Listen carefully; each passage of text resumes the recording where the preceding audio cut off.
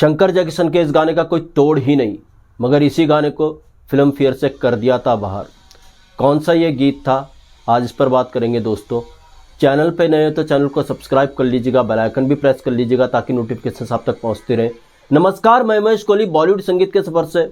दोस्तों, शंकर जैक्सन कौन नहीं जानता। शंकर जैक्सन ने संगीत जगत में एक ट्रेंड सेट किया था। ट्रेंड सेटर कहा जाता है शंकर जैक्सन को। शंकर जैक्सन से पहले हुआ क्या करता था, फिल्मों में जितने भी संगीतकार संगीत दिया करते थे तो टाइप्ड म्यूजिक हुआ करता था उनका। कुछ रिदम हुआ करते थे, थोड़ा बहुत ऑर्केस्ट्रा वो यूज़ किया करते थे, कम वायलेंस यूज़ किया करते थे। मगर जब से शंकर जैक्सन आए, उन्होंने 100 वायलेंस का प्रयोग किया, कई कोरस का अपने गीतों में प्रयोग किया, रिदम को अलग अलग पार्ट में यूज़ किया, कई रिदम उनके गानों में हुआ करते थे। ऐसे थे शंकर जैक्सन साहब। शंकर जैक्सन वो म्यूजिक डायरेक्टर थे जिन्होंने सैड सॉन्ग में भी फास्ट रिदम दिया, मगर सैड सॉन्ग की जो आत्मा होती थी उसको मरने नहीं दिया। राज कपूर की फिल्म बरसात से उन्होंने शुरुआत की थी 1949 में, और राज कपूर के लिए तो कमाल के गीत शंकर जैक्सन साहब ने दिए। ये आवारा का गीत, घर आया मेरा परदेसी, कई पार्ट में ये गीत आता है। इस गीत को तो शंकर जैक्सन जैसे ही म्यूजिक डायरेक्टर बना सकते थे। इस गीत की रिकॉर्डिंग सुबह 9 बजे से शुरू हुई थी और अगली सुबह तक चलती रही। तो ये खासियत थी शंकर जैक्सन की, हर गीत में वो जान डाल दिया करते थे। तो ऐसे एक गीत का किस्सा है दोस्तों। ये गीत था फिल्म जिस देश में गंगा बहती है का। 1960 में जिस देश में गंगा बहती है आई थी राज कपूर साहब की। तो राज कपूर साहब जब पहले इसकी स्टोरी पर काम कर रहे थे तो शंकर जैक्सन साहब इसमें संगीत देना ही नहीं चाहते थे। खासकर शंकर साहब तो गुस्सा हो गए थे। उनका कहना था, डाकू वाकू की फिल्म में हम म्यूजिक देंगे, कोई स्कोप इस संगीत में है नहीं, तो क्या हम ऐसी फिल्मों के लिए संगीत दे सकते हैं। राज कपूर से खफा हो गए थे शंकर साहब। मगर राज कपूर साहब ने जिस देश में गंगा बहती है की पटकथा को इस तरह से बदला कि उसमें फिर संगीत का स्कोप ही स्कोप नजर आया, और शंकर जैक्सन ने भी भरपूर इस स्कोप का फायदा उठाया। एक से एक नायाब गीत शंकर जैक्सन ने जिस देश में गंगा बहती है मूवी के लिए दिए हैं। जी हाँ, इसी मूवी का एक कमाल का गीत था। सदियों तक इस गीत का कोई तोड़ ही नहीं है। कम गीत ऐसे फिल्मी दुनिया में बने हैं। जी हाँ, ये गीत था आ अब लौट चले। आ अब लौट चले को अगर आप गौर से सुनेंगे, मुकेश जी की आवाज़ तो कमाल की है ही। कई वायलेंस का प्रयोग भी शंकर जैक्सन ने किया, कई कोरस का प्रयोग इस गीत के अंदर किया।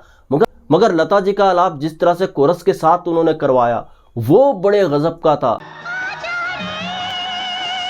तो ऐसा कमाल सिर्फ और सिर्फ शंकर जैक्सन ही किया करते थे। अब देखिए दोस्तों, ऐसा कमाल का गीत जिसको फिल्म फेयर अवार्ड सिर्फ इस बात की वजह से नहीं मिला। क्या थी वो बात दोस्तों? जी हाँ दोस्तों, एक इटालियन गाना था सियाओ सियाओ बेबिनो। इसका एक हल्का सा पार्ट इस गीत से मिलता है आ अब लौट चले से। और मैं कहूँगा ये हल्का सा पार्ट मिलता भी है तो कौन सी बड़ी बात हो गई। ये लगता नहीं कि शंकर जैक्सन साहब ने इस हल्के से पार्ट को जानबूझकर इस गीत में कॉपी किया होगा। ये गीत ओरिजिनल है शंकर जैक्सन का, मगर ये गीत जब सुना गया तो लोगों ने कहना शुरू कर दिया कि शंकर जैक्सन ने इस गीत को कॉपी किया है इटालियन सॉन्ग सियाओ सियाओ बेबिनो से।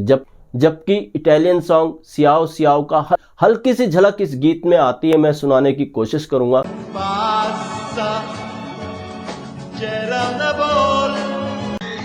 तुझको पुकारे देश तेरा। मगर लगता नहीं कि शंकर जैक्सन ने जानबूझ के इस पार्ट को लिया होगा, नहीं तो पूरा का पूरा गीत ही शंकर जैक्सन ले लेते।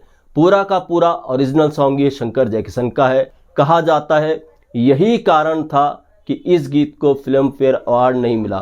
फिल्म फेयर अवार्ड मिलना तो दूर, इसको नॉमिनेशन भी फिल्म फेयर के लिए नहीं मिला था। जबकि ये गीत काबिल था। शंकर जैक्सन ने इस गीत में मेहनत की थी, सिंगर्स ने मेहनत की थी, मुकेश जी, लता जी, और जो ऑर्केस्ट्रा जिस तरह से शंकर जैक्सन ने इस्तेमाल किया इस गीत में वो बड़े कमाल का था। अनफॉर्चुनेट हल्की सी बात के लिए सियाओ सियाओ का हल्का सा पार्ट मिलने के कारण इसको फिल्म फेयर से बाहर रखा गया, नॉमिनेशन तक नहीं दिया गया, जो कि दुखद है। तो दोस्तों, गीतों के ऐसे भी किस्से में ऐसे किस्से मैं आपके लिए लेकर के आता रहूँगा। महेश कोहली को दीजिएगा इजाज़त। Good bye, good luck and take care.